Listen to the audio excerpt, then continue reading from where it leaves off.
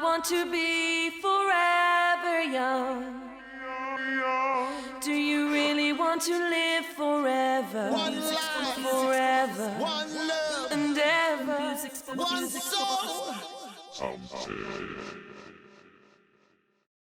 Today's December 15th, 2019. I'm BrentNally, and I'm really excited to have an individual on my channel today that has taught me so much, particularly about cryptocurrency. But this focus of this conversation is going to be a little bit more geared to longevity, which the person who I'm about to introduce is very knowledgeable about and very passionate about, because what has driven this individual into cryptocurrency mainly has just been the number one thing is making people's lives better. And technology is the best way that we can do that. The book 0 to 1 by right back there by Peter Thiel is a great example of that, as are many others. But this individual is Roger Ver, not Ver, as many people pronounce it sometimes. And we'll talk about that and why that's significant, in my opinion, in a way. Roger, thank you so much for being here. Thank you, Brent. Thank you for the good introduction there as well. Definitely. So this is kind of funny to me because Roger and I have been chatting recently trying to do this interview, and then I saw him on live with Richard Hart a few minutes ago that you just did that interview. I don't know, maybe you finished up an hour ago or so and went and had some breakfast, right? Exactly, yeah. So it's now 10:15 in the morning here. So. And where in the world is Roger Ver now? I actually don't know. I didn't hear you guys mention that. Yeah, so I'm in Vietnam at the moment, and we're having a big Bitcoin Cash meetup this evening. So I'll be here doing that later on today. So, but this talk isn't supposed to be necessarily about cryptocurrency. It's supposed to be life extension and improving people's lives through longevity techniques and science and research. But the reason I got involved in cryptocurrencies is because I'm not a medical doctor. I'm not going to be doing the scientific research myself directly to figure out how to make people be able to live longer, healthier lives. But more economic growth leads to more money being available to do that sort of research, and cryptocurrencies are the best tool that I'm aware of to bring more economic growth to the entire world. And so that seemed like a great way that I could contribute to this sort of thing. But I've been interested in this space for a long, long time. I'm sure people that are interested in this space will be aware of what cryonic suspension is in a company called Alcor down in Arizona. I have actually signed up for that, and I've been a member since I think probably 1999, like a long, long, long time now. I'm the one who convinced them to start accepting Bitcoin back in probably 2013. And so now you can pay in Bitcoin or Bitcoin Cash at Alcor for your yearly membership dues. And I've been a big fan. And actually through that, I was going to they had like a Silicon Valley, chronic suspension meetup groups in the late 90s, early 2000s. And I would go to those meetups and met all sorts of interesting people. And one of the people that I met there, who was also an Alcor member and signed up for that, was a man named Ralph Merkle. And people might recognize that last name there if you're in cryptocurrency because you've heard of Merkle trees. Yeah, and so that's the guy that invented Merkle trees. But he's also a guy that's super interested in life extension technology and chronic suspension and all this sort of fun, interesting stuff. And myself, just as being a probably 18 or 19-year-old kid when I met him for the first time, but he was, so nice and spent lots of time talking with me. And there were just so many super interesting, smart people that I got to meet through the chronic suspension life extension group in Silicon Valley. And so if anybody's in the area, I think that group's probably still going on. I really recommend going there because you'll meet lots of really interesting, smart people. Very fascinating. Thanks for sharing that, Roger. Before we jump too deep into longevity, where are you in Vietnam? Do you mind sharing? What city? Yeah, Ho Chi Minh City or Saigon. Okay, cool. I went to Vietnam for a couple of weeks with my wife. My brother met up with us about a year ago, a little over a year ago. Absolutely loved it. Went many different countries in Southeast Asia, 25 countries in all last year in our year of travel. But we didn't go down to Ho Chi Minh. We stayed up more in the central and northern part. And Ha Long Bay, I'll just say, if you haven't been there yet, have you been there? I've only seen the photos on the internet, and it looks pretty amazing. So when I saw the movie King Kong Skull Island in 2016, I don't watch many movies, but that was pretty breathtaking CGI. I was like, no way, like a place like that really exists. Hollywood's pretty good. Well, they filmed in Ha Long Bay, I found out, and it's incredible. So I highly recommend if you have time. Obviously, you're busy, but it's magical. That's for a different conversation, though. So again, thank you so much for being here. We're going to be focusing mainly on longevity, which is also known as anti-aging. Basically, the way that I like to describe it is I'm trying to make your health span and your lifespan much, much longer. And, the best way to make your lifespan longer is to actually increase your health span. So people get really confused on this in surveys and all sorts of ways of communication where they think that, you ask a question, what are you going to feel like when you're 85 years old? Or how long do you want to live? Those types of questions people tend to answer in the world right now and their belief system right now. But I want to live as long as my health span will allow me to and my lifespan will. And we're pushing the science there. And I'm kind of interviewing some people on my YouTube channel who are experts in this, scientists who are actually doing the work. As you mentioned earlier, Roger, you're not going to do the work, probably. I'm not going to do the work. But we could potentially be investors in this and partner. And, Vitalik Buterin, who I know you like, has donated to SENS and some other people.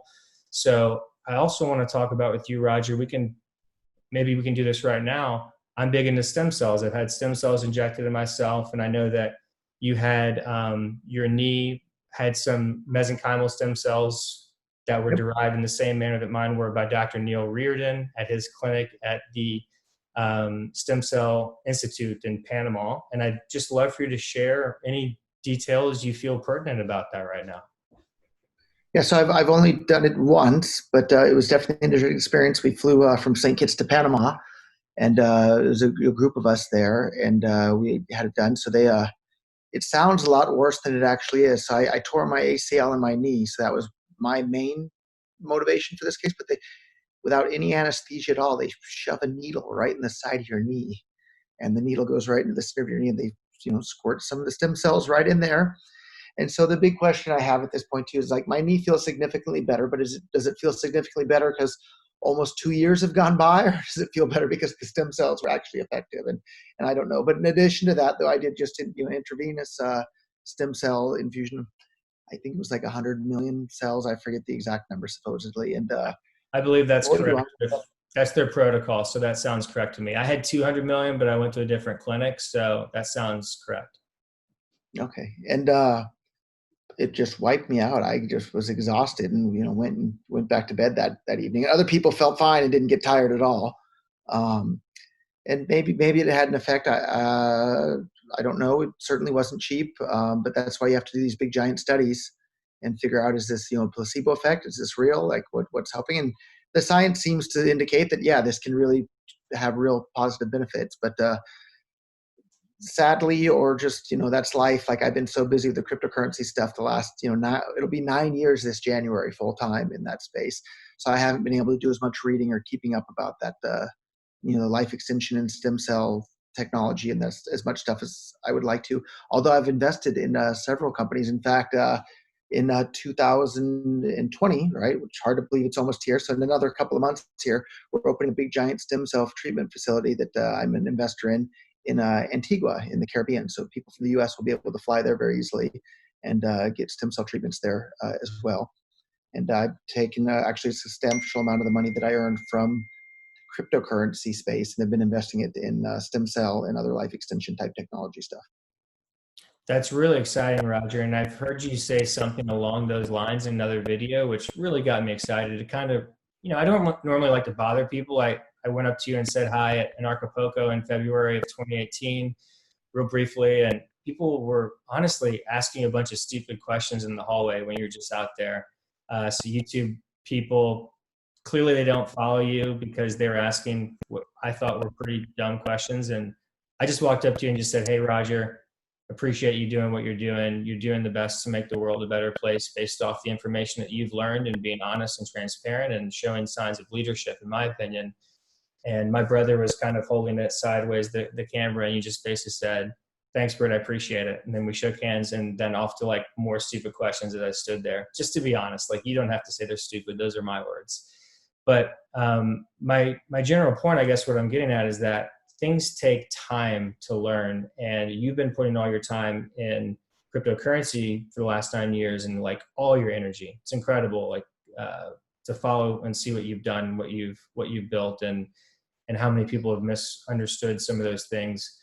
But when you said stem cells in a previous interview, like that you're interested in and investing in, I'd love to know a little bit more about what type of stem cells they are and what kind of attracted you to that particular company or investment strategy or whatever you can share in that manner.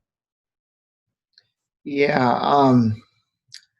So the thing that kind of kicked it off was my trip to Panama and Dr. Neil Riordan's clinic.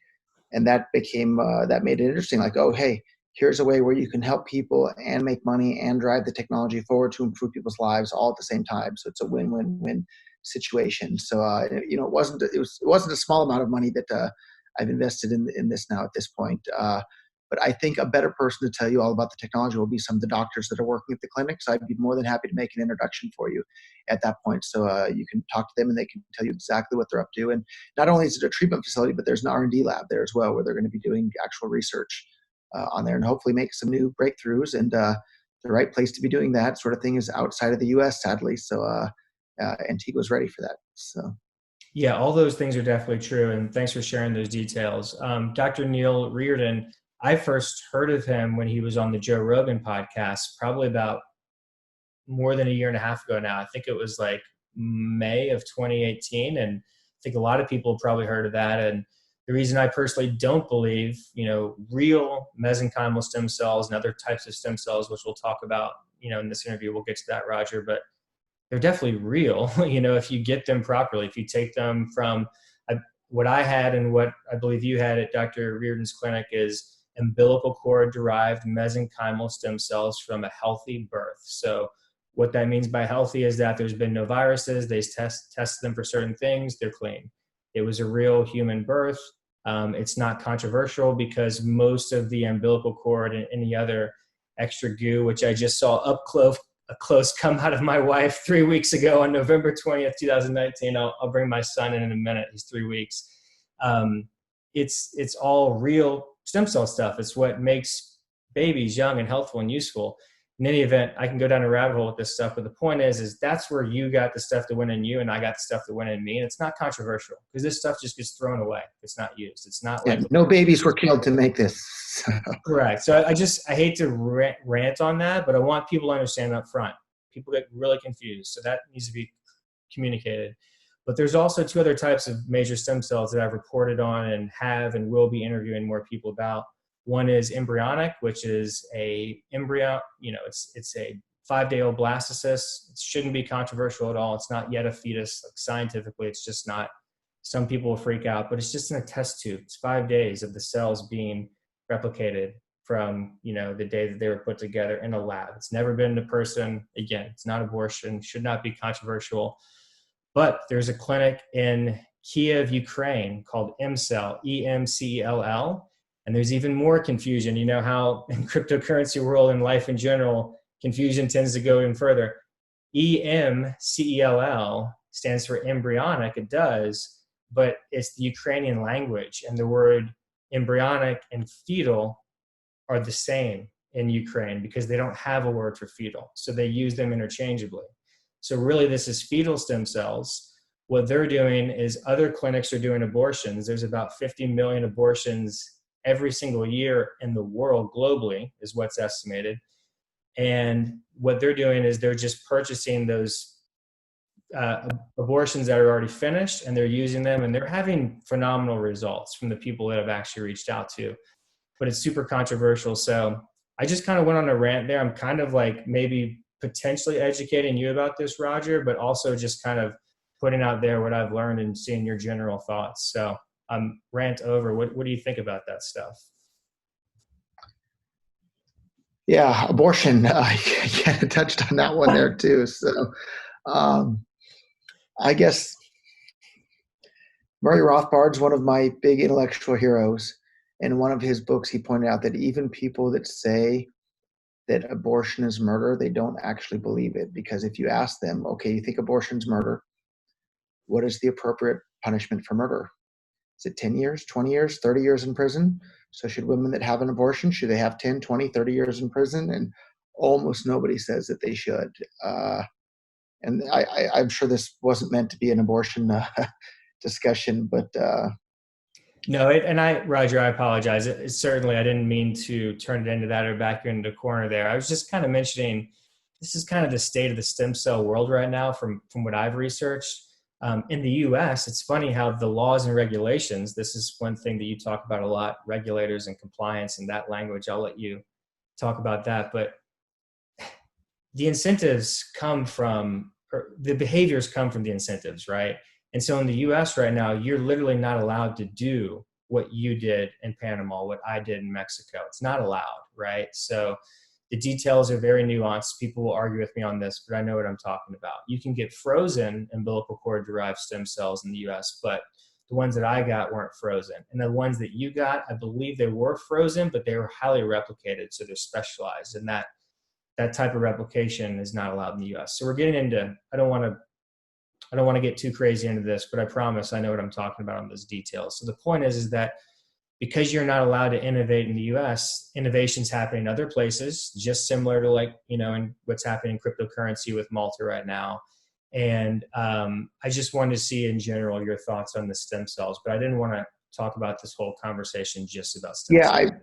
I've been so focused on cryptocurrencies that a decade ago, I'd be pretty knowledgeable about most of the latest updates and life extension stuff. But now I've been kind of out of the loop. So I'd love to ask you, because I'm sure there's lots of people that are like me that are super interested in this, but they've been busy with other aspects of their lives. What are the most interesting, actionable things that people can do today to help move this forward? Are there treatments? Are there, there's the SENS Foundation people can donate money to. They can, start businesses in the field. What are actual actionable things that people can do today to help move this in the right direction? Because it sounds like you've been very focused on this, and cryptocurrency's just been another piece of your interest, but maybe the life extension's been a bigger piece. And I'd love to hear what should I be doing today as someone who's been busy with cryptocurrency? That's a really great question, Roger. And honestly, I still keep up with cryptocurrency quite a bit, and I manage some money for myself and some, for family. However, I follow smart people like you. That's what I try to do with cryptocurrency right now. And honestly, it's because it's kind of a bear market and things are a little stagnant, to be completely transparent. But I also said now's the time to focus more on anti-aging and start actually interviewing experts this year is what I've done. But last year, I want to say one thing real quick before I answer that question, Roger. I strongly believe that what you had injected in your knee was real stem cells, really helped you. Obviously, now that it's done and it seems like you're better, I'll let you answer that in a moment because I'm not even positive you're better. You kind of said you were, but I strongly believe what I had injected in me was real stem cells, from an umbilical cord of a healthy human birth that really did help me. But I also extensively documented on my YouTube channel the chiropractic care that I got from my sports chiropractor, who's a friend, how I was getting great sleep. Now I'm starting to answer your question. Sleep is number one. This is what almost nobody talks about. I've heard you in a few interviews, Roger, say that you don't use an alarm clock, and I don't use an alarm clock. It's super important to get proper sleep and get as much sleep as your body will let you, with rare exceptions for some people who have sleep disorders, who will sleep 12, 14 hours and have some type of a deeper problem going on there. So I'm going to answer your question in a little bit more detail about the best things you can do for health, but I also want to give you a moment to kind of, reply there on some of the things I stated. Yeah, I think one of the things I hate the most in my life is if I ever have to set an alarm because I have some sort of whatever like that. I hate that because it just makes me feel horrible for the whole rest of the day. And if you're feeling horrible, that's probably a sign that your body's not in the condition that it wants to be or should be in. Did you do that this morning for your interview with Richard Hart? No, of course not. I didn't set an alarm for that. No. Okay. I woke up naturally, and then I sent him a text message that, hey, I'm free for the next couple hours if you want to do that, because we've been playing tag for the last couple of days, just like you and I have been as well. So no, I didn't. I almost never set the alarm. Thank you for clarifying that. So you just woke up early, because didn't you start there at 6 a.m. your time with Richard? Yeah. But I woke up at 5:30 or something, but I went to bed at 10:30. So I got cool.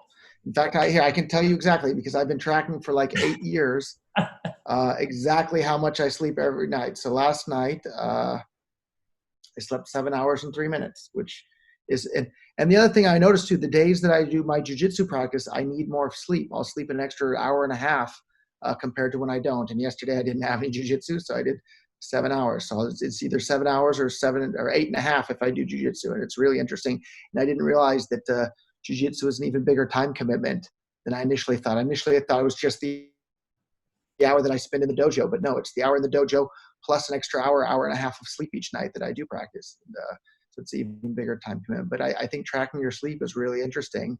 And without doing that, I wouldn't know. Like if I had only slept 6 hours, later on today, I'm going to start not feeling so good and not be as sharp and not be as focused. Whereas I know I got, 7 hours, I'm going to be fine for the whole day through until the end of the day, and it's time to go back to bed. But that's a whole other subject though too. Like sleep is important, but boy, wouldn't the world be great if people didn't have to sleep at all? You'd get just so much more time to get some stuff done. And I don't know if, what sort of research or progress is being made on that front, but that sure would be nice to not need to sleep at all. And I think that's probably farther away from being a reality, but that's something I would like to have in my life. Yeah, Roger, I've heard you kind of mention that a couple of times in some interviews I've watched. Like I've said, I don't want to be a crazy fanboy, but it's possible I've watched more interviews of you than any other person. It's possible. But I'll tell you about the sleep thing right now. I've researched it quite a bit. I'll link in the show. I'll do show notes for this, by the way, everybody. So check the show notes in the description, and I'll link in my review of Dr. Matthew Walker's book, Why We Sleep, that I did in January of this year. He was also on Joe Rogan. Joe Rogan might end up being a theme in this conversation because he's on point with a lot of science and tech. He's had on Andreas Antonopoulos a few times. And I bring him up because, Roger, I really want you to go on his show if it's possible, because I think it will help get your message out to a larger audience. But getting back to sleep, there is no way that as we are as human beings right now, we're going to be able to really hack the sleep problem. It's absolutely essential. It's 1/3 of our life approximately for a reason. Mother Nature, as Dr. Matthew Walker says, doesn't make mistakes. And Matthew Walker, so folks know, is the Google sleep scientist. He is the sleep scientist of the whole company, Google. And he's also a sleep scientist at UC Berkeley. And he wrote a book called Why We Sleep, and I highly recommend it.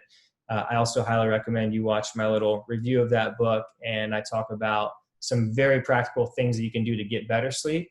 And then I have 2 interviews with 2 sleep scientists that were recently on Tom Bilyeu's show that I'll be interviewing as well too. One of them talks about your chronotype, which can really help. And this is like $5.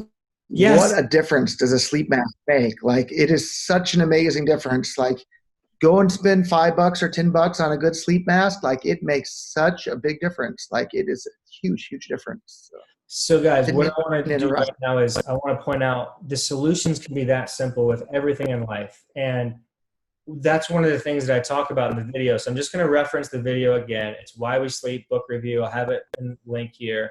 I don't want to talk about sleep a whole lot unless Roger wants to talk about it more, but we can go down the rabbit hole with it deep, and you'll find that these little simple solutions, these little eggshells, these Easter eggs are laying there in reality. And if you just gather them up, you can get smarter and smarter and better and start hacking reality.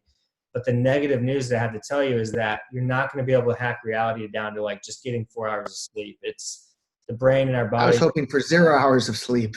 Yeah, I know, I was too, but I'm just telling you, Roger, like the further you get on the rabbit hole, the more you realize, like, so do you want to talk about it real quick? We can maybe cut it off like 5 minutes, because I don't just want to talk about sleep. I want to. And well, the long-term solution to fixing that is let's all become cyborgs, right? So then you. Yeah. Transhumanism. Which sounds crazy, but it's already happening. Look at how good these phones are, and then we saw the first version of like Google Glass, and that's going to get better and better. They're going to have contact lenses, and they're going to slowly start integrating directly with our flesh and blood, and we're going to merge with the machines. I'm a giant fan of Ray Kurzweil. When I read Ray Kurzweil's book, The Age of Spiritual Machines, back in I think it came out in 1999 or 2000 or somewhere in there, it really I was already a real hardcore, free market, libertarian, ANCAP type person. But I read that and I thought, oh, this is an even better solution to the government meddling in the economy is let's all, through technology, make all this stuff obsolete. And then I'm really interested in asking, when we have superhuman intelligence, let's ask the superhuman intelligence, let's ask them political questions, right? what's the best way for an economy to be formed, right? What's the proper amount of government intervention in the economy? Let's ask beings that are way, way, way smarter than ourselves to answer these hard questions that lots of humans are busy debating. And so I'm really excited towards that. And let's hurry up and build these superhuman intelligences so that they can help solve these problems for us. So definitely, I completely agree. I have 3 of Ray Kurzweil's most latest books, minus Danielle, the book he did. But he has mentioned he does have a new book coming out soon called The Singularity is Nearer, which I'm excited to read. yeah. I follow him on YouTube and get some updates, but I'd like to see an actual book with real data and analysis that he's tracking. And for those that don't know, he is now a director of engineering at Google. He mainly works on voice to text and translation type of language. So when you're typing your Gmail now message and you see it finishing sentences for you, that was his team that led that. But yeah, Roger, I completely agree. One thing that got my iPhone here. One thing that Ray Kurzweil said that will probably blow people's mind, and I wanted to screen this in February of 2018 in Acapulco when you were up on stage and you were asking questions. I don't know if you remember this, or people were asking you questions, and Moore's Law came up, and the energy started to get kind of crazy because that was the Bitcoin and Bitcoin Cash divide, and talking about obviously the block size limit and blah blah blah. Most people do not understand Moore's Law, and it's Gordon Moore is who it was named after. He was one of the founders of Intel, multi-billionaire, still alive today, and Moore's Law is still holding strong. But one thing that Ray Kurzweil talks about in The Singularity is Near is that Moore's Law is just, I believe, the 5th paradigm of computing, and there was other ones before that. The 4th paradigm was the shrinking of vacuum cubes, and that only shrunk so much until they couldn't physically shrink anymore. The law of physics said it couldn't shrink anymore. But after Moore's Law, which is still going strong and is even stronger in biotech, which we could talk about that. It's even stronger than in your computer and your iPhone, smartphone getting faster. It's even faster in some areas of biotech. But even after that, that's not the end of computational computer improvement. Then there's 3D proteins, shrinking. So here's what's crazy. In 1970s, when Ray Kurzweil went to MIT, it was actually late 60s. There was one computer that MIT had. It was larger than the room that I'm in, much larger. It cost about $10,000 in actual dollars back then, which we know is inflated so crazy that's probably $80,000 or $80 million now. I think I said 10 million, right, Roger? You said 10,000 initially, but I'm sure you meant probably 10 million. So. I meant 10 million, so thank you. Apologize. It was $10 million in real US dollars back then, so it's probably more like $80 million, right? So think about that. $80 million for a computer, bigger than this room, follow me. Now, today, this computer, right, and we landed on the moon with that technology. This computer today is literally about 1,000 times smaller, about 1,000 times faster, more powerful in computation, and it's about 1,000 times cheaper in bips per dollars. Now, people are like, yeah, whatever, nod your head. Here's what Ray Kurzweil said that's really crazy. And he's been saying this for more than decades. And his prediction is really accurate. This is why you want to listen to him, because he's been predicting these trends, these computational trends, very accurately for 3 decades now. And Roger, I can tell by the way you look, you probably know what I'm about to say because you've heard this. But I want the audience to really understand this and think about it. He says this is not going to slow down. So in another approximately 30 years from now, we'll call it 2050, this thing's going to be about 1,000 times smaller. So it's going to be about the size of your blood cell. It's going to be about 1,000 times more powerful, and it's going to be about 1,000 times cheaper still in bips per dollars. The price performance just keeps going up. So while the government is busy inflating the monetary supplies and fiat everywhere, computer in the free market is just bringing it down for everybody.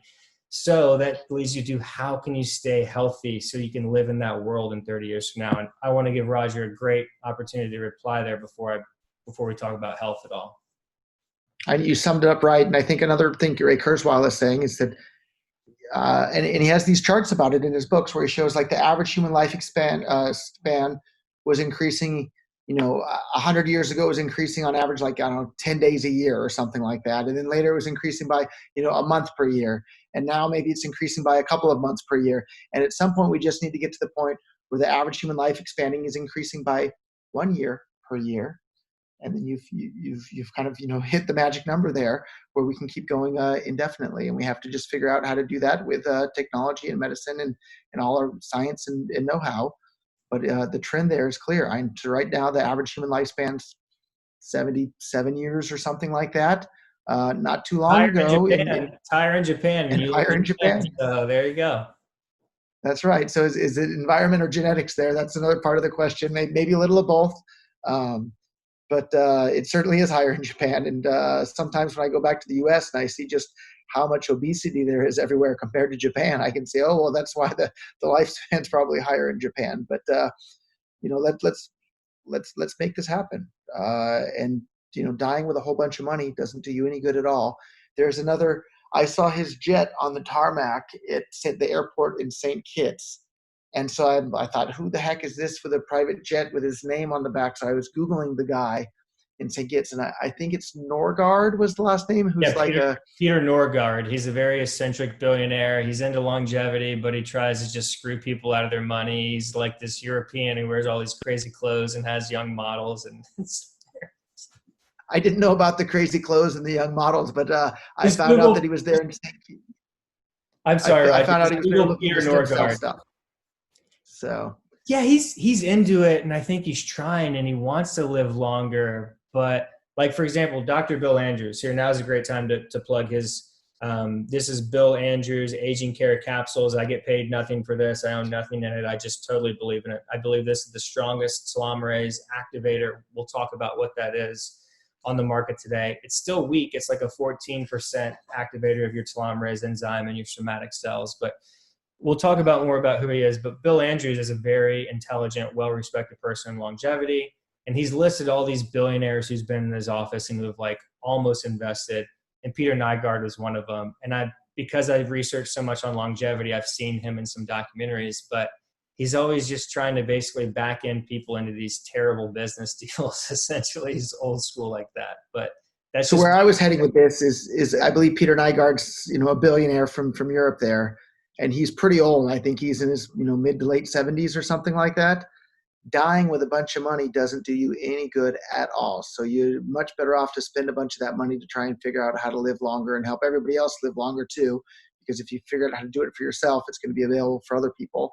And I don't know much about Peter Nygård other than I saw his jet on the tarmac at St. Kitts and thought, what is this guy doing here? And then Googled him a little bit. But don't be one of those billionaires that dies with a whole bunch of money. Start spending it on doing the research so you can live longer, and maybe you can become the world's first trillionaire if you're already a billionaire. But dying with a bunch of money doesn't do any good. Warren Buffett, I don't know. I think he's the richest or one of the richest guys in the world at the moment. I'd have to Google to see how old he is, but I'm sure he's not too young. If I were him, it's his money to spend how he wants. It belongs to him. But if I were in his shoes, I'd be spending it even faster on research and development for life extension technologies. So. I believe Warren Buffett's 87 right now. I could be wrong. I'm kind of a fan of his. Just real quick about Peter Nygård. He does have the mindset that you mentioned. So that's a really positive characteristic about Peter. I think he's trying to solve his own aging, cure it, however you want to say it, reverse it. I just don't think he has the actual knowledge to do that. He's doing his best, and he's a billionaire. He has resources, but he hasn't figured out a few things that I think that I have. And I know that sounds really egotistical, but I'll share more details about that. And then regarding what you're saying in general, I completely agree. It's a huge message that I tell people. When Paul Allen died last year, one of the co-founders of Microsoft, worth about $20 billion when he died, owner of the Seattle Seahawks football team, the Portland Trailblazers. He had no wife, no kids, no judgment. I don't care, do whatever you want. But where did that money go? Did that $20 billion just disappear? Who knows what he did with that? He had a brain disorder, I believe it was cancer in the early 80s that he beat. It eventually took his life about a year ago. I think it was October of 2018. He set up $100 million fund, research fund over maybe the last 10 years of his life to try and beat that brain disease. That's not enough. You got to be throwing more at that if you're going to die. And this is a general message I want for the billionaire community out there to start thinking about. We're close. And I'll tell you one last thing, Roger. I really hate to be talking so much, but you'll like this about Warren Buffett. I follow an anti-aging doctor out of New York. His name's Peter Attia, Attia. He's going around the rounds. He has his own podcast. He's been interviewed with lots of longevity experts that I follow. And he has his own practice in New York. One of his clients has been friends with Warren Buffett for decades. And Peter Attia has said that his client, for many years, he'd see Warren Buffett about twice a year, about every 6 months. And Warren would talk about a new investment strategy he had, a new idea. And the guy would be like, great.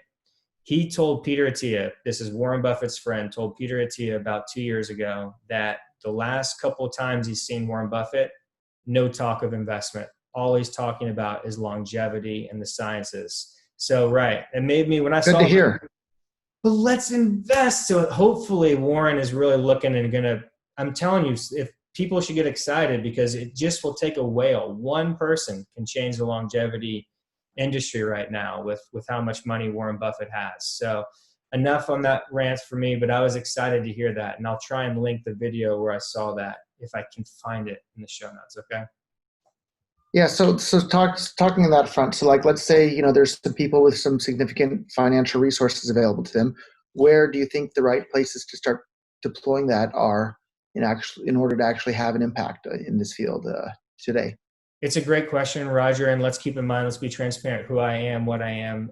So I'm a guy with a communications degree from the University of Kentucky. I've been researching longevity for about 14 years, as much as I can as like a hobby. Now it's kind of like more full-time. I've experimented on myself. I did the stem cells about a year ago. I'm 34 years old now. For this year, I've been interviewing and building relationships with people who I've kind of like been following on YouTube for years. And now I've like met them, interviewed them, gone to conferences. I interviewed Liz Parrish in July. Her company that she founded is called BioViva. And I've also interviewed Dr. Bill Andrews, who I mentioned. And then the last person I interviewed was Dr. Michael Fossel, PhD in bio. That's the Harvard guy that was on Joe Rogan as well recently, right? Or? No, that is Dr. David Sinclair. I'm connected with him on LinkedIn. I'm trying to interview. He's tough right now because he has his book out. He's hot in the media right now. Yeah. Yeah, he's hot in the media. So it might have to sizzle to get an interview with him, just to be transparent, like pecking orders of things. But Dr. Michael Fossel, he has a PhD in neurobiology from Stanford and also an MD, taught medical students about longevity science, anti-aging at Michigan State for like 30 years. What they are all working on, when I say they, I mean Dr. Michael Fossel, Bill Andrews, Liz Parrish, it's telomerase gene therapy. So I'm just going to repeat that one more time. That is the most exciting thing, I think, in longevity is telomerase gene therapy. And the reason is because most people know about telomeres nowadays. And Roger, I assume, I don't want this to be me talking too much. I'm talking way too much. Tell us what you know about telomeres and what you think about them. So, like I said, I've been out of the loop for about 10 years focused on cryptocurrencies. But the last time I read about telomeres, basically they're described to me as on your shoelace, you have the little plastic thing at the end of the shoelace that keeps it from coming unraveled. And they describe the telomeres as being kind of the same sort of thing to keep your DNA from having damage and becoming unraveled. And as you age, the length of that cap becomes shorter and shorter and shorter. And I guess there's different supplements and different things that you can do to prevent that cap from becoming shorter and shorter and shorter. And I think we have an example of how we have someone with shorter telomeres creating somebody with longer telomeres is about to enter the room. Is that the plan here? Yeah, I think so, Roger. And you basically got it right, but I want to clear up a couple language there to make sure everybody understands. So my wife, she just got the signal. She's coming in with my little 3-week-old son. So this is Alton right here. He's got to hold his head. He's 3 weeks, right? He's still got his little thing on his head there. Here, you can. But haven't people wondered, like, how am I 34? My wife's 34. Our cells are aging, and this has been known for decades that you're only as old as your cells in your body are. It's the cellular, theory of aging. It's very well accepted now. We age because our cells age. But there's these things inside of us called our germ cells. They're our reproductive cells, the sperm cell and also the egg cell. And when they come together, their telomerase enzyme is turned up so much, basically 100%. So there's two things. There's telomerase and then there's telomeres. So it can get confusing, but they're two separate things. Telomerase is an enzyme. It's turned up 100% in your germ cells. So the telomeres, basically, every time the cell replicates, the telomeres get shorter. And that's called the ENS telomere replication problem. That's what it's called in science, in telomere replication problem. Because the RNA can't copy the DNA perfectly. So every time the cell replicates, telomeres get a little bit shorter. It's about 50 to 100 base pairs shorter they get on every replication. But you have about 100 million base pairs of information in your DNA, right? So it's not that much, but here's the thing. You only have 15,000 base pairs of telomeres at replication. So that's where the game started. During the 10-month gestation process, and by the way, it's not 9 months like everybody says, like Hollywood is just the power of marketing in Hollywood, right? To get people thinking 9 months, 10 months, 40 weeks is a normal gestation process. During that 40 weeks, you have about 5,000 base pairs of the telomeres you lose. So Alton was born about 10,000. Nobody lives past like 5,000 base pairs of telomeres from that shortening. Doing all the bad things, not getting enough sleep, smoking too much, drinking alcohol, all the stress things, blah, blah, blah. All the things people know are bad. That just shortens your telomeres faster. But here is the great thing. Telomerase is an enzyme that actually is a microbioprinter that prints out new telomere code. It's incredible. And that is, there's other things different between our germ cells and our somatic cells. And just so people know, I don't want to make any assumptions. The somatic cells are every other cell in our body minus our reproductive cells. The major difference is that the somatic cells do not have the telomerase enzyme turned all the way up. So we want to use a gene therapy, a telomerase gene therapy, to turn it up as much as possible in all the rest of your cells. The exciting thing is that Liz Parrish did this on September 15th, 2015. She was 45 years old at the time. She'll be 49 in January next month, 2020.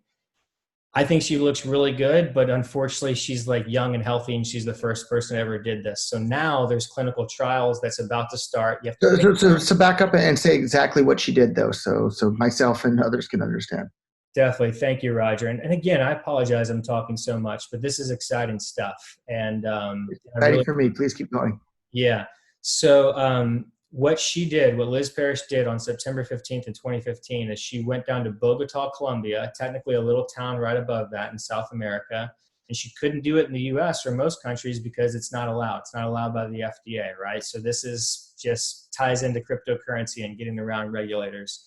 And she got a telomerase gene therapy, and she also got a myostatin inhibitor gene therapy, which actually what it does is it promotes follistatin. What it really does is it prevents sarcopenia, bone frailty. You know how old people get really skinny and frail, lose their muscle mass? Yeah. It prevents that, is the gene therapy she did. That's the sarcopenia prevention one, which is called follistatin, also known as myostatin inhibitor. But the one I'm really excited about, she did a dual gene therapy. She did that one, and then she did the telomerase gene therapy.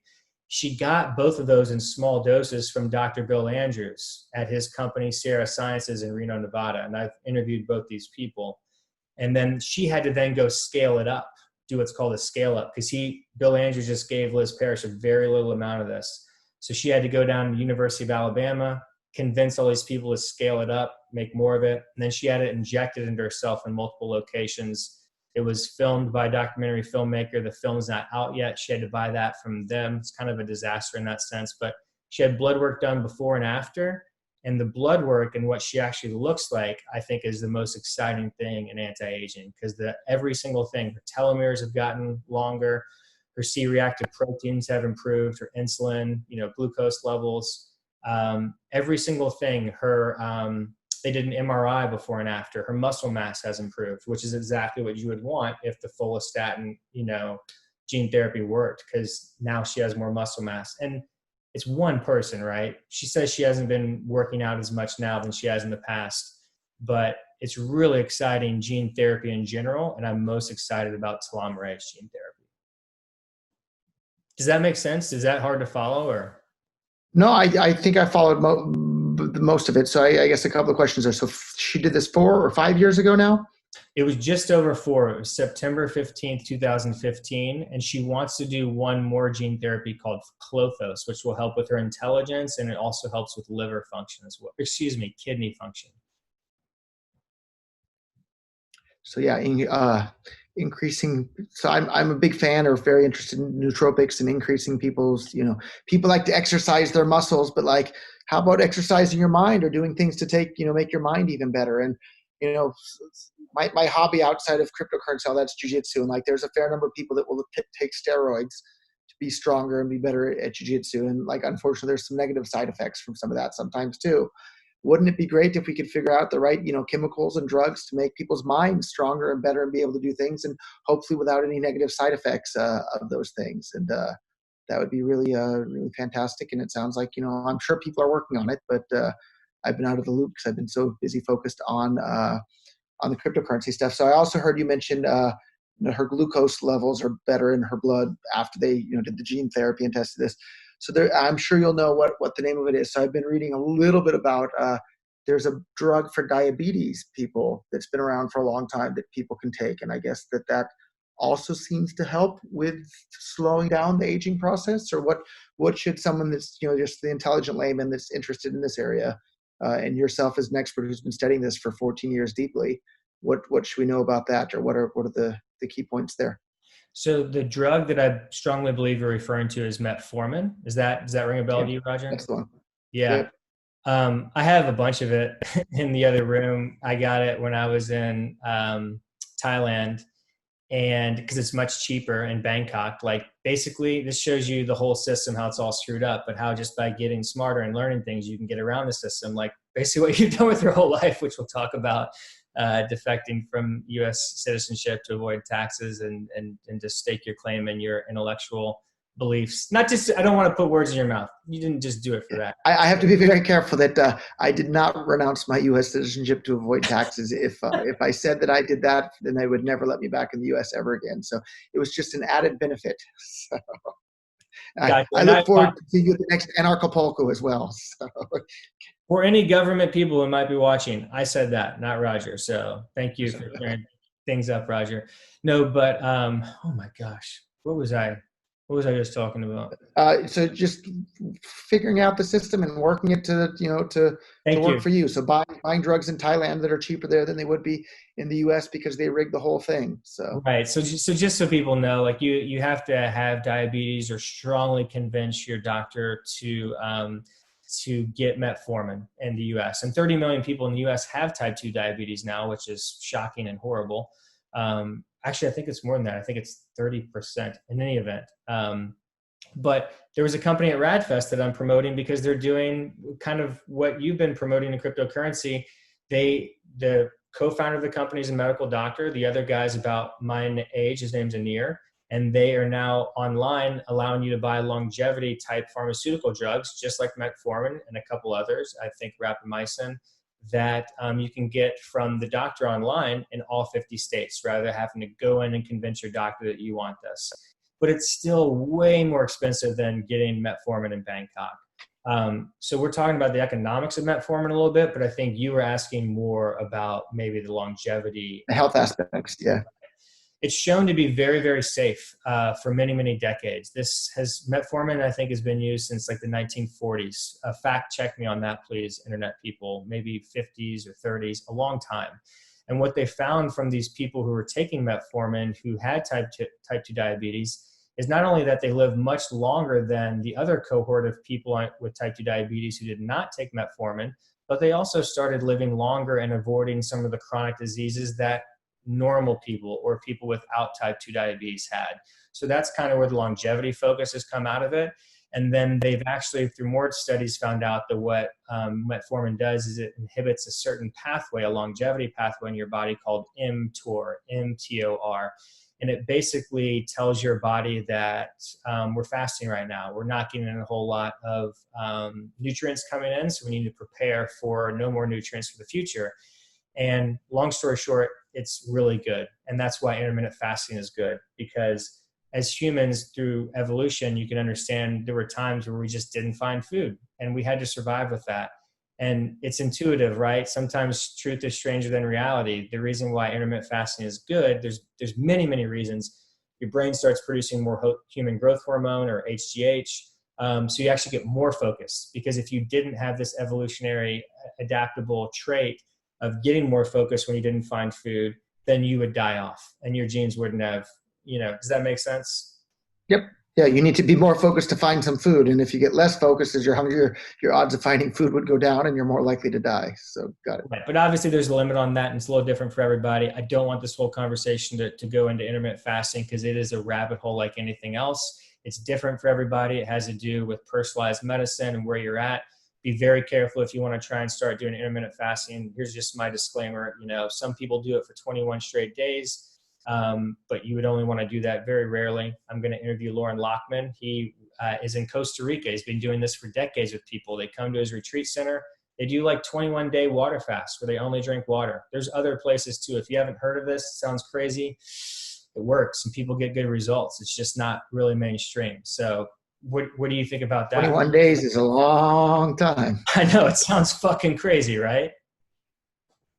But it works. I've never done it. The most I've ever done is 87 hours. And honestly, I can just say when you're at towards the end of that, you just feel good. Like I don't need as much food, but I was like, you know what? I should probably eat some food. And I did. But there's people that do 5-day, 10-day fasts aren't that crazy. And there's a lot of health benefits to it. It depends on how much time you have, Roger, and what you want to talk about, but we can pivot unless you want to learn or talk more about intermittent fasting right now. Yeah, I know all of this. If I wasn't so busy with cryptocurrency, this is the sort of stuff that I'd be busy reading about, is life extension and AI. Okay. Because those are the two technologies that are going to improve the lives of everybody, including my own. So yeah, let's try and stay focused on higher level though. Then I'll put links into intermittent fasting info, and I'll try and do videos on that so people can learn about that. But while we have Roger, let's try to stay focused. So telomerase gene therapy is what I'm most interested in, because what it does is we're trying to turn up telomerase in all of your cells, as many as possible. And this is a really big key too. This is something you said earlier, Roger, that I think people get confused upon because it's really complex and the way we've communicated it. So the aglets are what are the tips of the shoelaces, as you mentioned, as like the analogy with telomeres, right? And the aglets, that plastic cap on your shoelace, they do protect your telomere, or they do protect your shoelace. So people use that analogy and they think the telomeres, because they're on the tips of the chromosomes, they protect the chromosomes, but that protect isn't really the best word. What they're really doing is they're telling the chromosomes how to behave. So they kind of protect them in that way. So as they get shorter, they tell the genes to be expressed in different ways. And this gets into epigenetics, which I'm sure you're familiar with and a lot of people are. But I want people to know that epigenetics is the future of medicine. That's 21st century medicine. And genetics is 20th century. So you need the genetics. It's just like vacuum tubes to integrated circuits, right? This is the next step. Correct. So basically, we want to do telomerase gene therapy, extend those telomeres, and tell the genes to behave like they were younger. And that's just basically the best return on investment is what I believe in gene therapy. It's not just me. It's what all these really smart scientists who have been reporting on believe. The best thing you can do right now is take pills like Isagenix, Isagenesis, and this, and TA65, which I don't have here. They're the only real telomerase activators, but they're weak. They're like 13, 14%. That is not going to get you to be like 60 years old and then looking 40. It's going to be the telomerase gene therapy that can actually do 100% and I think help a lot there. And we're getting closer to figuring this out for real very soon. So sorry, over there. Are there trials going on yet? Or tell me about how close we are to that sort of thing, and where is it happening, and what can we expect, and what sort of time frame? Yeah, great question. So as I said, Liz Parrish was the first person who did telomerase gene therapy in September 15th, 2015 in Bogota, Colombia through the company she founded called BioViva. And they actually have to do it through a partner company. BioViva is a data collection company, but IHS, International Health Systems, is the partner company that actually does the injections in Colombia. And there's other people that did myostatin inhibitor gene therapy before Liz Parrish, about a few years before. Now IHS has done multiple telomerase gene therapy and follistatin gene therapy injections for people, but it's still only been like a few months of that. There's a separate company You're like, doing this on humans now, and how yes, many people have had this? Or yes, we're talking about humans, and it's only been a handful at this point. So we're very early stage in this. They're all paying money at this point out of their own pocket. So there's controversy there over like ethics and morals, but this is where voluntarism comes into play. Something that Roger, your body, right? yeah, it's very simple. Let's let Roger explain voluntarism, because you've done so great at communicating this, and I've always felt this way, but you're such an effective communicator. So the floor is yours. Please explain voluntarism to people. Yeah, that one I can handle. So there's only three options. Either you own yourself, somebody else owns you, or everybody somehow owns everybody, to some extent. And like the option of somebody else owning you, well, that's called slavery. And for most people have decided in most parts of the world that that's not a good idea, and that's not how the world should work. Everybody owning a little piece of everybody else isn't possible, right? Because at the end of the day, even if someone's pointing a gun at you and says, hey, put your hands above your head, you're the one who still, your mind controls your body. You're still the one putting your hands above your head because you chose to, even though someone was pointing the gun at you. And so at the end of the day, if you look at it just like, if I drop this, it'll fall down because the law of gravity, that's the way the universe works. Well, the way people work is each individual controls their own mind and their own body and their own lives. And so your own body belongs to you. It doesn't belong to anybody else.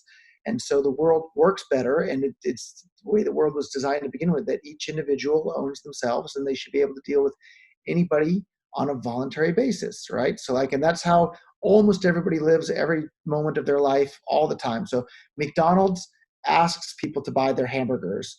Ford Motor Company asks people to buy their cars, right? When you ask a girl on a date, you're asking her, right? All of these things are voluntary, and people get really, really mad when people interact with each other in a non-voluntary way. So an example of an involuntary human interaction would be rape, robbery, murder, right? All very different than McDonald's offering to sell a hamburger, or Tesla offering to sell a car, or a telomerase medicine company offering to sell some medicine. But so many people get brainwashed from a very, very young age, and they don't realize that another big giant time in which people aren't interacting on a voluntary nature with other people is government. Government's not about asking anybody to do anything. It's about forcing them against their will to do it with threats of violence. And just like we all know that a rapist is wrong, like the only difference between making love and being raped is one's voluntary and one's involuntary. The only difference between working for a living and being a slave is one's voluntary and one's involuntary. And almost everybody's interaction is voluntary all the time, except for with government. But everybody's brainwashed in the government school from a young age to not see the coercion of government as the coercion and involuntary nature that it is. And once people have that pointed out to them, I think they can see the world more clearly. And I would like more people to realize that government is simply organized force. And if forcing people to do something against their will is wrong for the same reason rape and robbery and murder is wrong, government forcing people to participate in things is wrong for the same reasons. You can argue that maybe it leads to good results.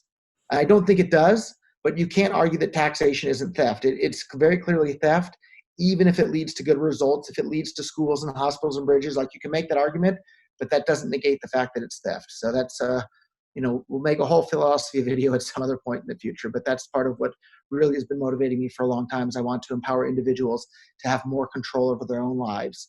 And the state is the biggest interferer in people's lives, but if you're dead, you don't have any control over your life anymore. And so life extension is another way to give people more control over their own lives, because if you can live a lot longer, then you can have control over your own life a lot longer. And if you're not in control of your own life, well, what's the point? So let's put people in control of their own lives for a much longer period of time than they've been able to up until now.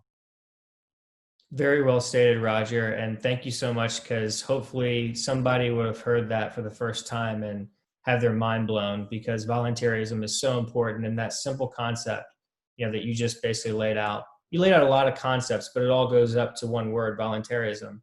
Can really change a lot of people's lives. And so that's the crux of what's going on with this telomerase gene therapy right now, actually. And it is playing out, somewhat nicely, in the sense that we're actually having telomerase gene therapies occur on people. And the way that they're occurring is through the free market, pushing forward through all the government regulation that's not wanting to happen. primarily, kind of using some language that you use, Roger. What you have right now is the FDA in the US, the Food and Drug Administration, and they are a bunch of people who are basically not elected, and they're basically wearing costumes, and they're in a far off land, and they're strangers, but they're the ones controlling everything as far as what medical, treatments you as a United States citizen can have in the US. And they're trying to reach out further and further all over the world, spreading with their tentacles in ways that we don't need to get into right now. But the good news is that if you want something like a telomerase gene therapy or to get stem cells injected, the best that you find from your research, you can go to other places in the world that are really, fairly affordable. Now, telomerase gene therapy is not right now. It's very expensive. So it needs to be done by typically older people who are wealthy. So Labella Gene Therapeutics, Roger, is one I wanted to get to. They're doing a telomerase gene therapy. They're scheduled right now to do 2 people in January, also in Colombia. But this is a separate company. They're based out of Kansas City, Missouri, but they can't do anything in the US as far as the actual treatments. They have a 90-year-old and a 79-year-old that have both reportedly been committed to pay the $1 million to get the telomerase gene therapy through this separate company. So we will see. This will be really interesting to see as the months and years play out, if this actually does reverse any aspects of their aging or just in general. If we have a person walking around 90 years old who all of a sudden looks like they're 70, and then a year later looks like they're 60, things could start getting, the floodgates would open if that happened, in my opinion. Yeah, we'll have to be keeping an eye on that. And $1 million is incredibly expensive today. But even, for those that are old enough, like I remember when the very first, flat screen TVs came out, they were $20,000 for a flat screen TV. And then they got down to $10,000. And then they got down to $5,000. And then they got down to $1,000. And today you can buy a flat screen TV for a couple $100, and a pretty darn nice one too. It's better quality than the one that cost $20,000 not too long ago. And the same is going to happen with these medical technology treatments. The first ones are $1 million, but it's good that there's people in the world that can afford to pay the $1 million, because as more and more of those people pay the $1 million, they'll figure out how to do it cheaper and cheaper, and they'll get better and better, and more competition will come into the market. And before you know it, instead of it being $1 million, it'll be $50, and you can buy it at the convenience store around the corner. And it'll be 1,000 times cheaper and 1,000 times smaller and 1,000 times more effective. And we can do all that through, better technology. And the way to get better technology is through more economic growth. And the way to have more economic growth is to have more economic freedom. And the way to have more economic freedom is to build tools to empower individuals to say no to coercive entities out there that want to control their lives. So that's why I'm excited about cryptocurrencies, and that's why I'm excited about medical technologies to extend people's lives. And I see them all as like kind of pieces of the same big puzzle to improve people's lives across the world. That's fantastic, Roger. And what's going on, sorry, the lights just went off on a timer, but what's going on right now in the telomerase gene therapy, like bioethics and news and mainstream media is coming in now with this Labella Gene Therapeutics recent news that came out last week is, people are exposing themselves for not understanding the voluntaryism like principle and having poor ethics. They're saying like, it costs $1 million for people to do this. Like, you don't know who these people are. You don't know anything about them. All you know is they're 90 years old and 79 years old. They could be billionaires. They could be worth $100 million. You don't know if $1 million is a lot to them. What if they think that they're about to die and that they've done their research and that they think that this is important to them? Like, give them a chance to do it if they want to do it. It's just basically these bullies, in my opinion, posing as being morally superior. I'm a bioethicist. I have a PhD. It's like, well, this 90-year-old who's about to die doesn't give a damn. And, I'm trying to work on the 2 biggest problems. One of them in the world is money, how we handle our money and what it can do for freedom for people. And the other one is, things that are killing people. And I want to say the statistic real quick. A lot of people don't realize how far we've come in human progress to get to this point. About 150,000 people die every single day. And about 110,000 of those people that die every day die of aging or age-related diseases. And most people don't know this, but this is the number one thing that's killing the most people on this planet. So this is a compassionate message that I have right now. Most people throughout history did not die from aging. They weren't so lucky. They died much younger ages from horrible things like, bacterial. Bubonic plague. Right. Bubonic. It's just, we don't have to go down there. I think we have an intelligent enough audience to know this is exciting. We're now at this point where what's killing the most people is aging. But it's kind of a catch-22, because if you do everything right and you invest and you do things, then your like reward for being 70 years old is your body's falling apart. It wasn't supposed to be like this. So we need to create technologies that can actually keep people young and healthy. And that's what's going to get them to live a lot longer. It's youth. And I think telomerase gene therapy is the best way to do that. So I think I've made that, pretty clear. I don't know if we wanted to chat about that more, unless you had some more specific questions about it, Roger. No, but maybe off camera, I'll tell you more about the stem cell facility that I've invested a large amount of money into, and would love to get your input as to what sort of areas they should be focusing on as far as providing these treatments to people around the world, and what areas of research they should be focused on. And because you've obviously been very, very deeply involved in this space for a long time now, and that's the type of people that we want to get input and advice from. Definitely. I can share more details with you off camera, but I think one thing that, I want the internet to understand right now is I spend a lot of time researching stem cells. And what you find eventually is that when you find all these experts, a lot of times self-proclaimed, but a lot of times very legitimately, they're running a stem cell practice like Dr. Neil Reardon. And they have, took in Mel Gibson, a famous celebrity, took in his dad at 92, Hutton Gibson, 9 years ago, approximately. And he was about to die. The doctors at the Cleveland, Mayo Clinic told him basically, go home, pack it up, you're dead. Comes in a wheelchair. And he's still alive 9 years later after these stem cell injections at the same clinic that Roger got. Something's probably going on there, and it really is. But here's what I'll tell you. As I talked about earlier with the incentives, alignment, mesenchymal stem cells are incredible, and I love them. I got them injected in me a year ago, but I am more excited about fetal stem cells like M-cell and embryonic stem cells. And I've interviewed a company called Stem Aid in Mexico. I've interviewed their medical director, Dr. Denise Arenson.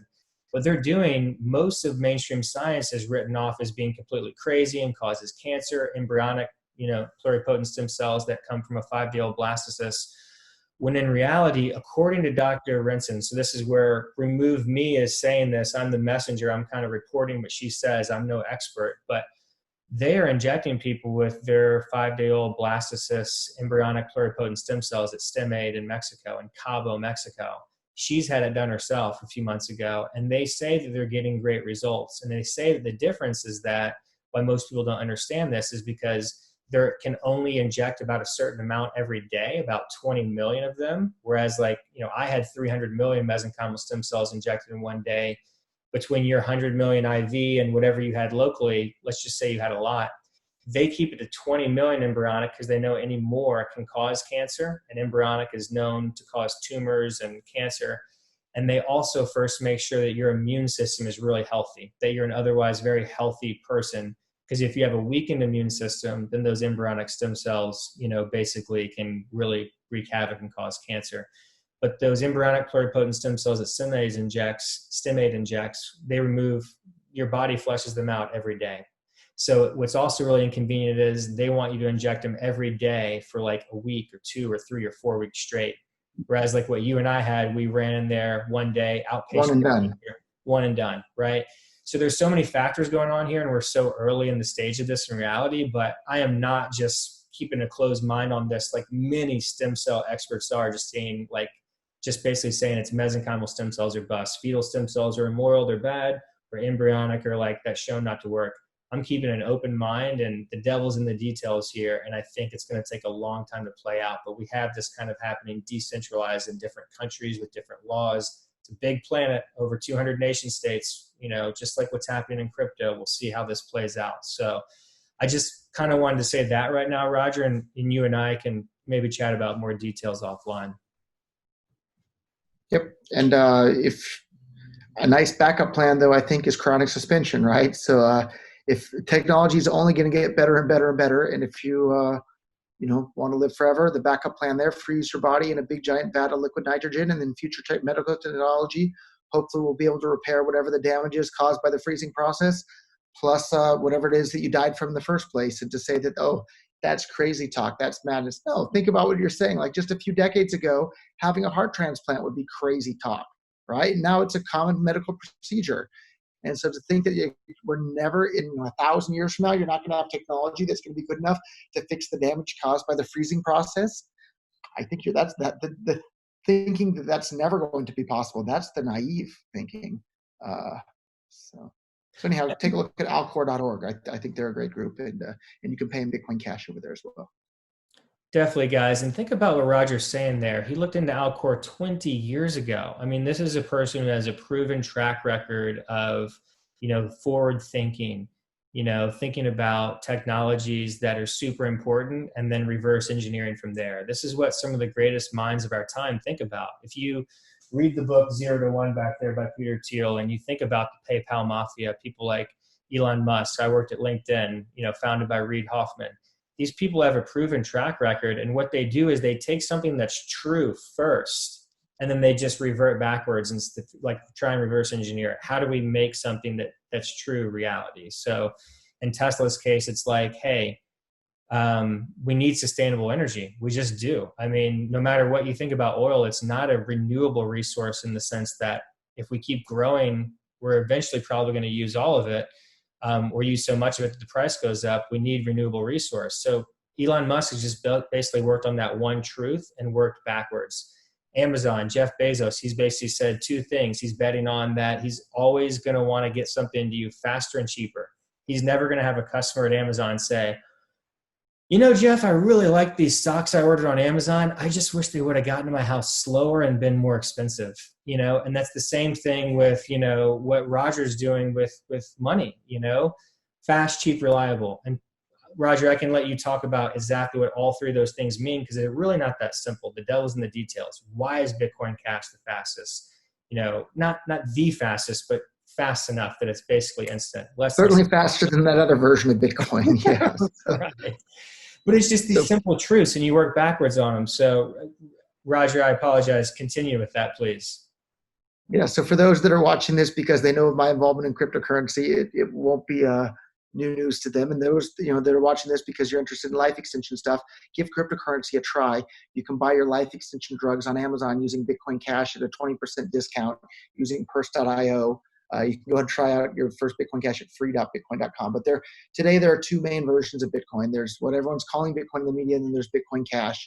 And the part that's just was maddening to me as the very first investor in this space in the world is that the software developers that managed to take over the Bitcoin project, they openly say that they want the blocks to become full, which then causes the transactions to be slow, expensive, and unreliable. A lot of people don't know this, but the average Bitcoin transaction in the end of 2017, the average time for it to be recorded into a block was more than a week, right? A week. Imagine if Amazon's average delivery time went from being, overnight with Prime to becoming more than a week on average. People would really be looking for alternatives really, really quickly. And that happened with the cryptocurrency ecosystem.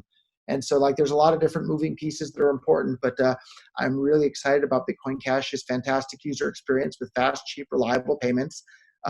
And not just today, but always. So right now, Bitcoin's working decently well again because fewer people are using it and there's fewer transactions. But the moment a bunch more people start trying to use the thing that everybody's calling Bitcoin again, it's going to have a horrible user experience again, whereas Bitcoin Cash is ready for everybody to start using it, and it's going to continue to have a good user experience.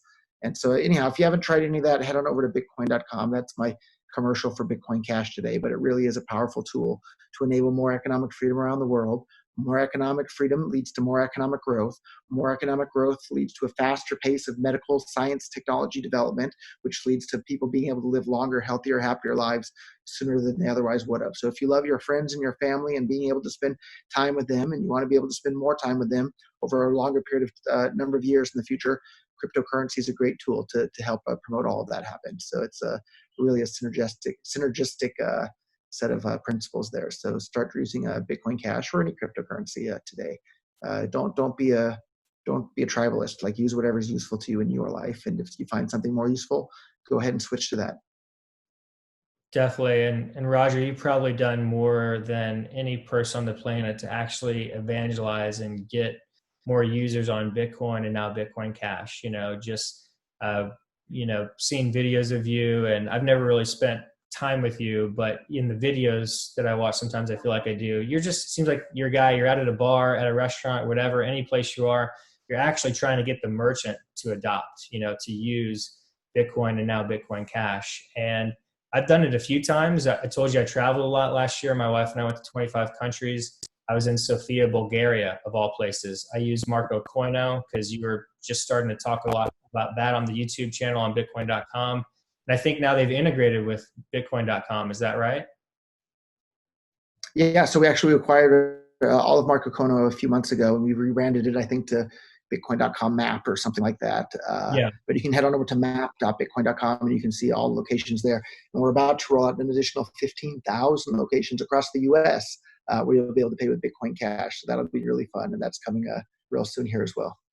Yeah, congratulations on that acquisition. I assume that didn't seem like just a partnership from the way you've been talking about it. But yeah, in Sofia, Bulgaria, I went to a place where they accepted Bitcoin and Bitcoin Cash, but they'd never done a Bitcoin Cash transaction. So I just showed the employees how to do it, and that was their first Bitcoin Cash transaction at this awesome burger joint in downtown Sofia. Were they using BitPay, or what were they using to do the acceptance? Yeah, luckily they were using BitPay, and luckily the guys, I just showed them how to do it. They had an iPad, so I just showed them, hey, you do accept Bitcoin Cash. I was like, is your boss here? And he wasn't. And I was like, I'm pretty sure you do.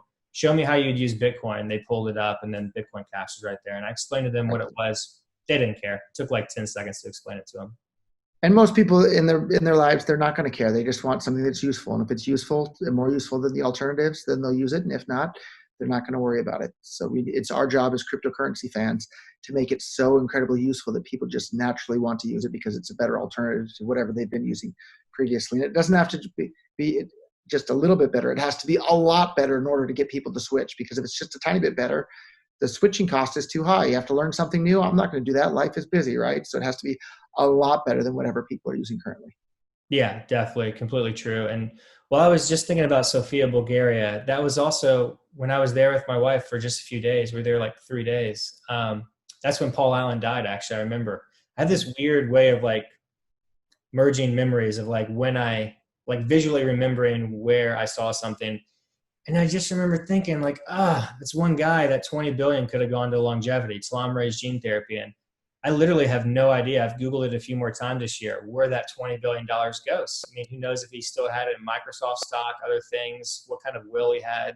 He was kind of atheist, I think. So he might not give a shit once he's gone. He might be that egotistical. I apologize to him and his family if that sounds rude. I just don't know. I'm just proselytizing. But my general point is like, let's get billionaires excited about this stuff. And I know most people watching are not billionaires, but let's start talking about it. Let's get people excited. And you have to believe first that we can actually extend health span and lifespan.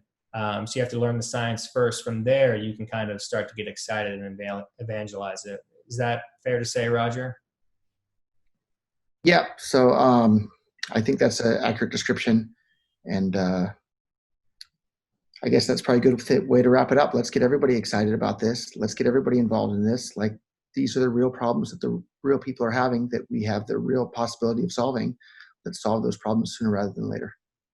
I love it. Roger, if you maybe have like just 3 more minutes, I want to say one thing real quick, which is that let's look at the cryptocurrency community, right? And let's focus on people who are not just super, short-sighted and, tunnel vision focused on one thing.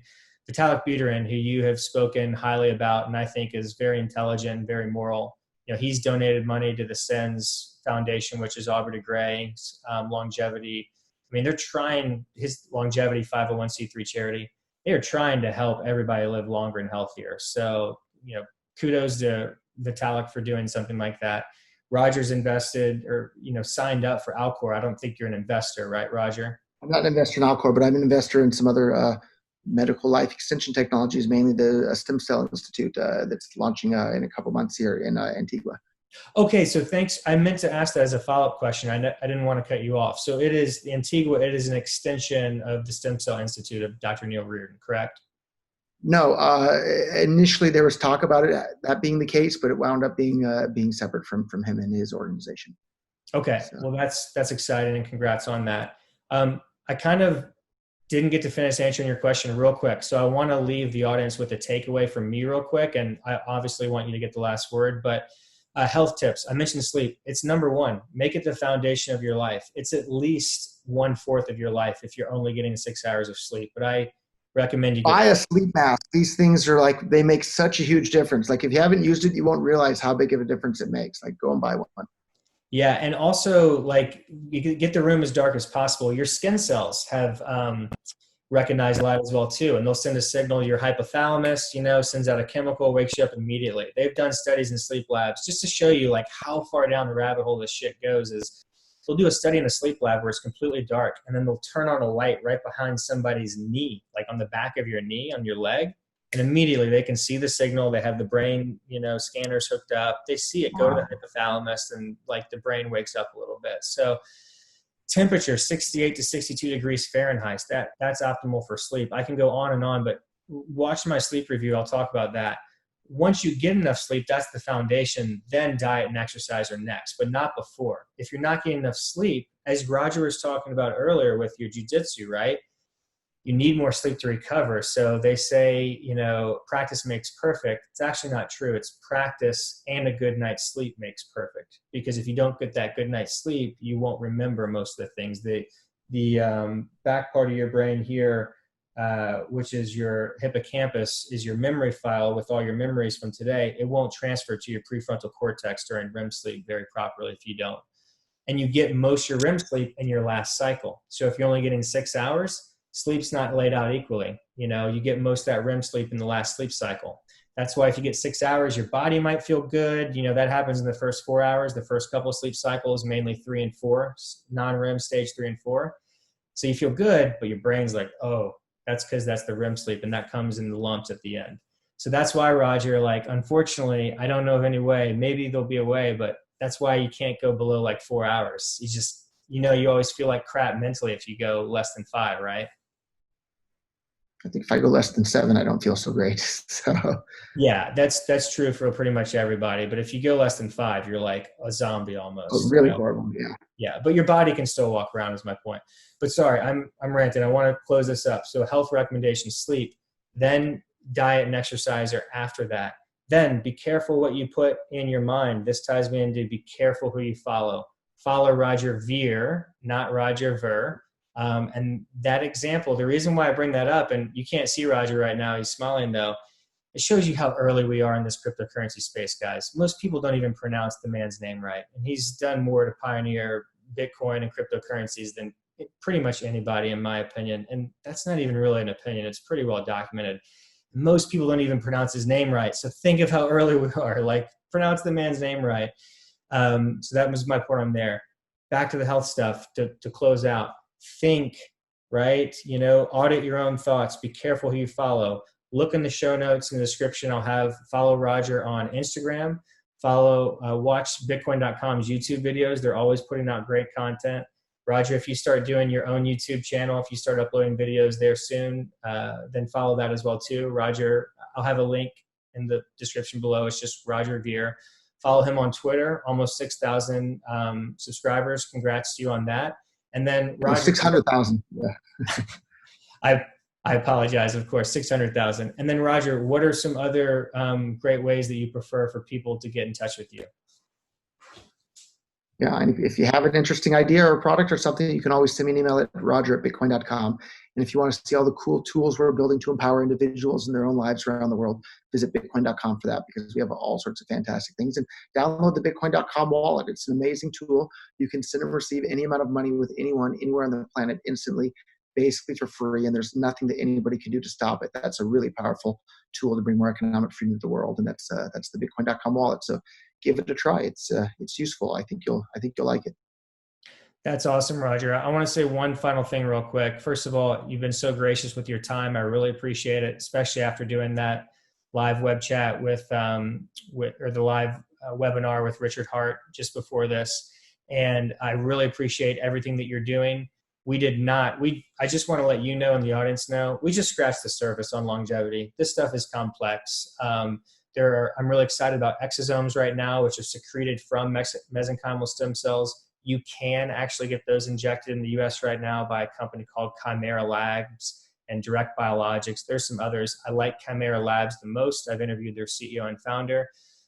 There's other exciting things, but they're more at the molecular level. So Roger, that's something you mentioned earlier, like molecules. I don't think we're going to solve aging by just like molecules like NMN or resveratrol. Those are good. They're helpful. but I think gene therapy is the most exciting, to actually get in there and edit the genes. We're not ready for CRISPR yet on humans. That's probably another decade before we can actually start, doing CRISPR on humans. But just doing gene therapy right now is really exciting. And I think that's the highest return on our investment, so that you don't have to keep popping a pill every day or injecting yourself all the time. Just take a gene therapy. Hopefully it lasts for life, or at least 10 years. And I just kind of had to say that, since we were talking about longevity, the high level, how I think about this stuff and where to leave the audience. Oh, fantastic. Thank you so much for I learned a lot today. So thank you for sharing your knowledge with me. And I really appreciate that. And I'm excited to see if this entire space progress into the future, because if you're dead, you can't participate in anything. So let's make it so we can all live longer and participate in more interesting things. So thank you so much for today, Brent. Thank you so much, Roger, for your time. I really appreciate it, and keep doing what you're doing, because it's people like you who are going to have to, invest in these therapies to bring us across the finish line and keep us living longer and healthier. So keep doing what you're doing. And again, I really appreciate your time. Great. Thank you, Brent. Have a great day. You too. Thanks so much. Forever young, I want to be forever young. Do you really want to live forever? One life, Forever one love, and ever. one soul. Something.